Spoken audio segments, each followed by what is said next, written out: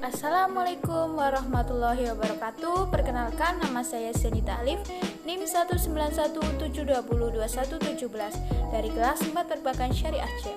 Di sini saya akan menjelaskan alat analisis manajemen strategi yang berjudul Competitive Profile Matrix atau yang biasa dikenal CPM. Baik, langsung saja check it out. A. Pengertian The Competitive Profile Matrix atau CPM. The Competitive Profile Matrix adalah alat yang membandingkan perusahaan dan para pesaingnya dan mengungkapkan kekuatan dan kelemahan relatif mereka. Komponen Competitive Profile Matrix. Yang pertama ada faktor penentu keberhasilan atau Critical Success Factor. Yang kedua ada peringkat atau rating. Yang ketiga ada bobot. Dan yang keempat ada nilai terbobot. Dan yang kelima ada jumlah nilai terbobot. Faktor penentu keberhasilan adalah bidang-bidang utama yang harus dilakukan pada tingkat keunggulan tertinggi yang mungkin jika organisasi ingin sukses dalam industri tertentu.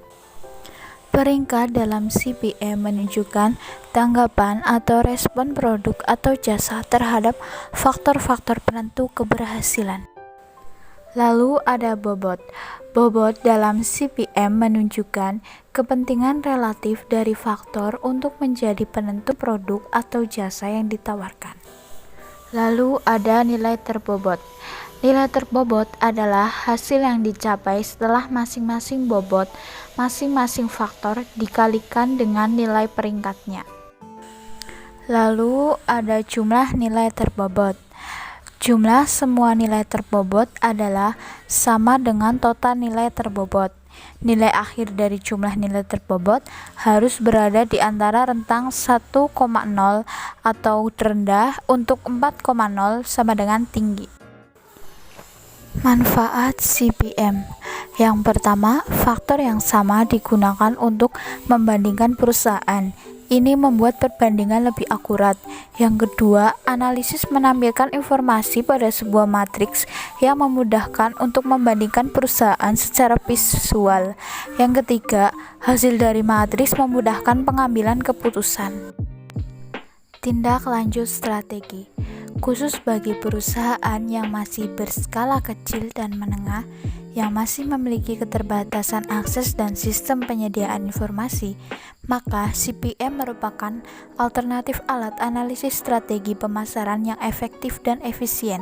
Keefektifan dan keefisien tersebut dapat dilihat dari diketahuinya perbandingan nilai setiap faktor penentu keberhasilan yang dinilai atau head-to-head. Langkah-langkah menyusun CPM. Yang pertama, identifikasi faktor penentu keberhasilan. Nah, untuk mempermudah, gunakan daftar CSF atau faktor-faktor keberhasilan tadi dan sertakan sebanyak mungkin faktor. Selain itu, pertanyaan berikut harus mengidentifikasi CSF industri.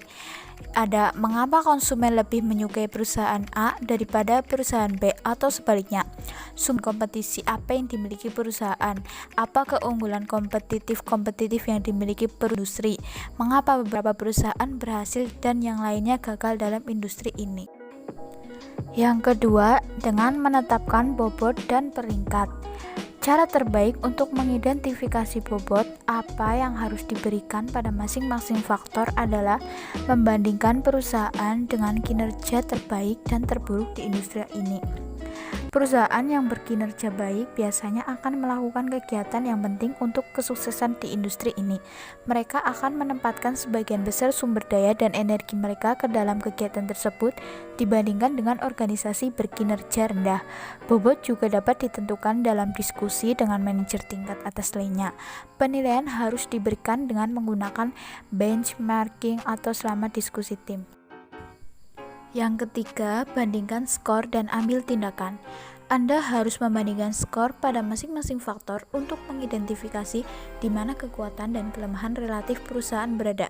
Dalam contoh pertama, perusahaan A memiliki kekuatan relatif dalam tingkat integritas produk, rangkaian produk, dan variasi saluran distribusi.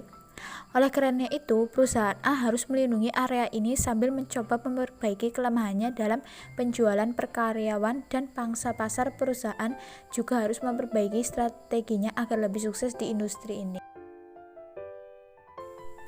Sekian video presentasi dari saya mengenai Competitive Profile Matrix atau yang disebut CPM. Semoga bermanfaat. Wassalamualaikum warahmatullahi wabarakatuh. Terima kasih.